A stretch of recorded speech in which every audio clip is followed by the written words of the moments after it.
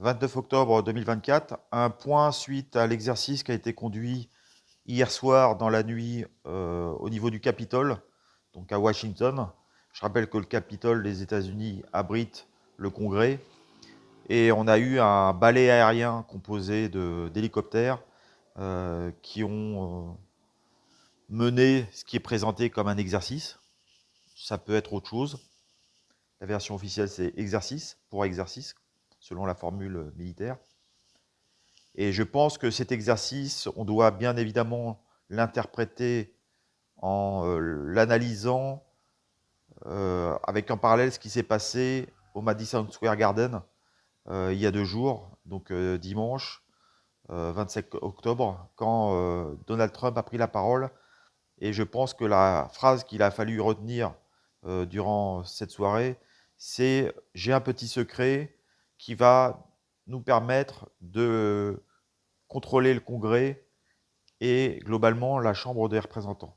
Donc il a prononcé cette phrase 1 an après que le général Flynn ait déclaré lors d'un entretien télévisé, donc le 26 octobre 2023, que des membres du Congrès américain étaient impliqués dans des meurtres et des viols d'enfants en lien avec des puissances étrangères et qu'ils étaient corrompus via ces moyens de levier.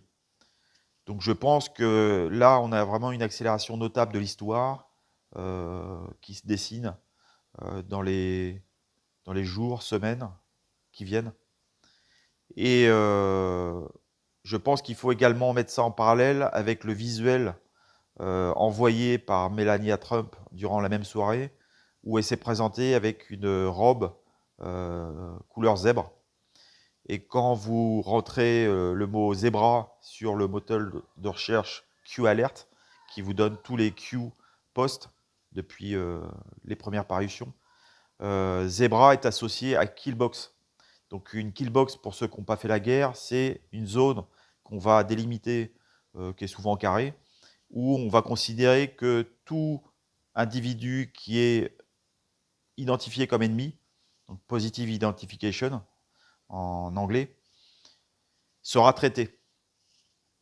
Donc c'est une sorte de boîte de mort qu'on va délimiter et on va délivrer des feux dans ce secteur de manière à éliminer l'ennemi de cette zone.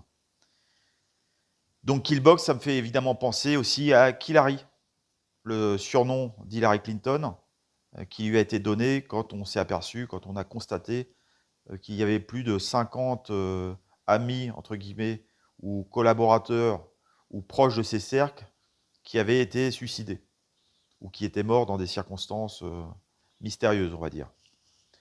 Donc je pense que là encore, on approche du moment où le nœud gordien va être virilement tranché, je vais dire.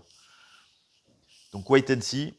Accrochez-vous parce que je pense que là, le vent de l'histoire est en train de se lever, comme je l'ai mentionné sur un tweet aujourd'hui sur X. Je pense qu'on va vivre des moments historiques, donc ce n'est pas le moment de dormir. Soyez vigilants, profitez de ces instants qui s'annoncent dantesques, et on reste ensemble, et vive les États-Unis d'Amérique, vive la France, et vive la victoire. Fin de communication.